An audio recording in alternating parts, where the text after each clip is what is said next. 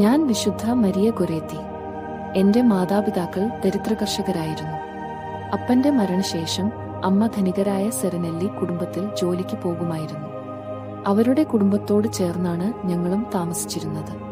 അവിടുത്തെ അലക്സാണ്ടർ എന്ന ചെറുപ്പക്കാരൻ എന്നെ പാപം ചെയ്യുവാൻ പ്രേരിപ്പിക്കുമായിരുന്നു. ഒരിക്കൽ ഞാൻ തയ്ച്ചുകൊണ്ടിരിക്കുമ്പോൾ അലക്സാണ്ടർ എന്നെ പാപത്തിന് നിർബന്ധിച്ചു.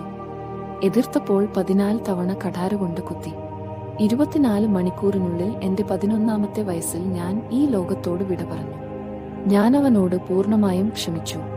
30 വർഷത്തെ ജയിൽവാസത്തിനു ശേഷം തിരിച്ചെത്തിയ അവൻ എന്റെ അമ്മയോട് മാപ്പു ചോദിച്ചു. എന്നെ വിശുദ്ധ എന്ന് നാമകരണം ചെയ്യുമ്പോൾ വിശുദ്ധ പത്രോസിന്റെ അങ്കണത്തിൽ എന്റെ അമ്മയോടും സഹോദരങ്ങളോടുമൊപ്പം അലക്സാണ്ടറും മുട്ടുകുത്തിയിട്ടുണ്ടായിരുന്നു. മക്കളെ, എനിക്ക് വിദ്യാഭ്യാസമില്ല, എന്നാൽ ദൈവഭയം ഉണ്ടായിരുന്നു. അതെന്നെ പാപത്തിൽ നിന്നകറ്റി.